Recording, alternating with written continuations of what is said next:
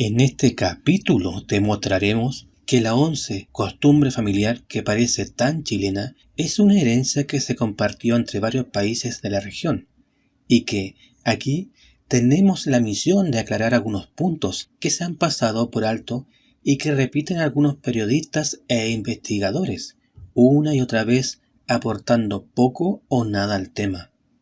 Todo al estilo de la historia no oficial de Matamitos.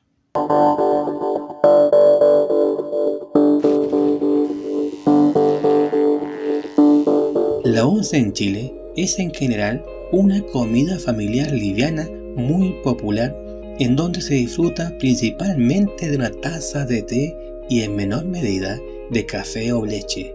Además es infaltable el pan amasado, la marraqueta o ayuya.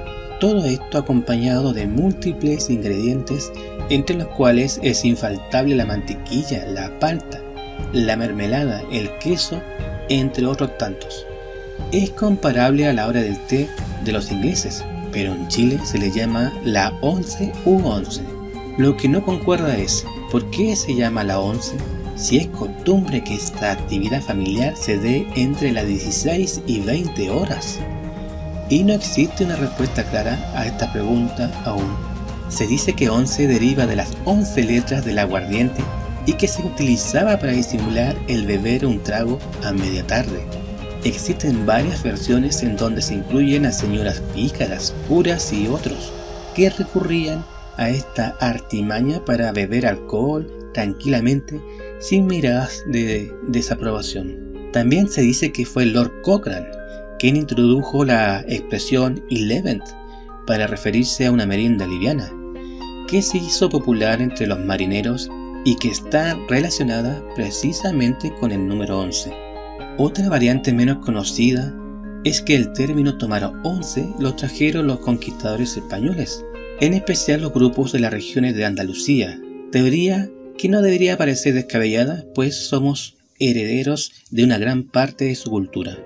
Pero las evidencias no son muy contundentes. Entonces, ¿qué tan cierto pueden ser estas historias?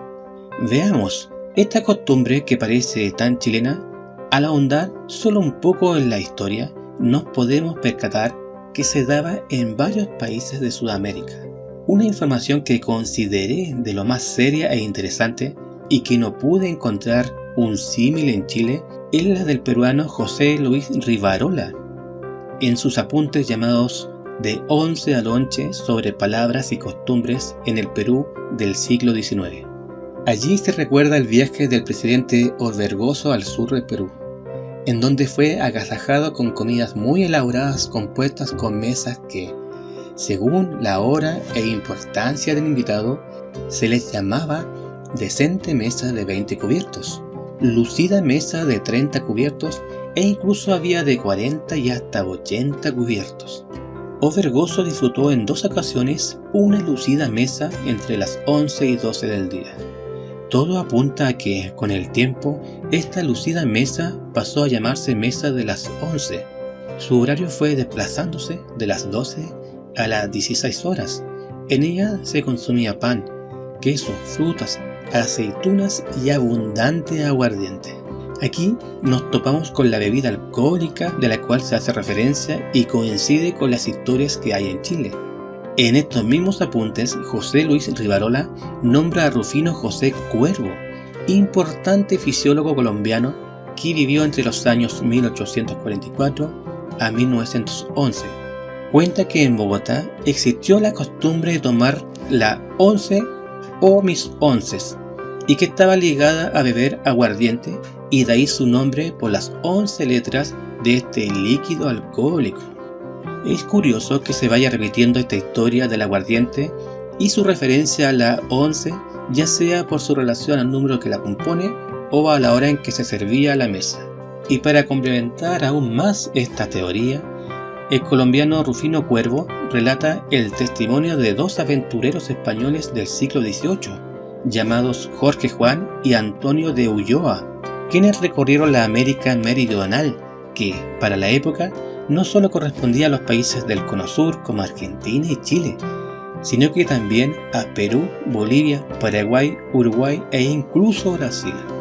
Estos observaron y dijeron lo siguiente, comillas, el aguardiente tiene un uso tan común que las personas más arregladas y contenidas lo beben a las 11 del día porque pretenden con esta prevención recuperar el estómago alguna fuerza de la mucha que se pierde con la sensible y continua transpiración y que ayuda a avivar el apetito. En esta hora se convidan unos a otros para hacer la 11, pero esta precaución, que no es mala, cuando se practica con moderación, pasa en mucho a hacerse vicio y se embelezan tanto en él que, empezando a hacer la 11, desde que se levantan de la cama, no las concluyen hasta que se vuelven a dormir.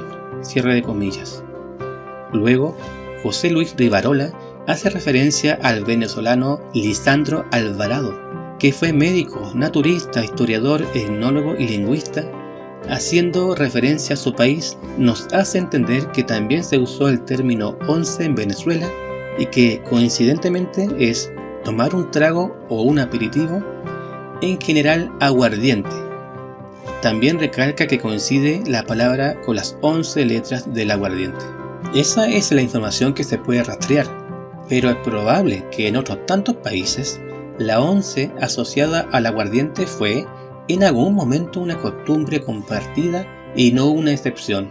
En Perú, permitiéndome dar saltos en el tiempo, pasó de la lucida mesa de las 11 a llamarse 11 y más adelante se cambió por lonche, que es, en observaciones generales, sonidos que tienen cierto parecido. Por alguna razón que no ahondaremos, se perdió la referencia de tomar 11 por el anglicismo lunch y que luego se castellanizó como lonche. Su sentido es prácticamente el mismo al de tomar 11 en Chile, aunque esta costumbre ha perdido fuerza y ya no es muy común en Perú.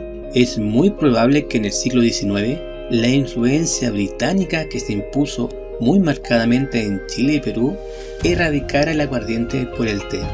No hay que olvidar que existió una gran colonia británica en Valparaíso, que fomentó el comercio y las relaciones diplomáticas. La Armada chilena fue muy influenciada por los británicos, y no es de extrañar tampoco que Chile sea por lejos el país de Latinoamérica que más consume té.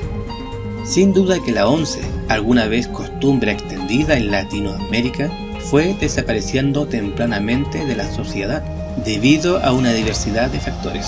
Solo quedaron en pie dos bastiones, Chile y Perú, y a medida que el aguardiente fue desapareciendo del menú, el té comenzó a reemplazarlo, y solo en Chile se conservó el término tomar 11. Entonces podemos decir claramente que esta merienda no fue exclusiva de Chile, pero en cambio fue el único país que la transformó en toda una institución. Si te pareció interesante el tema, te invito a que te suscribas para ser miembro de la historia no oficial de Matamitos.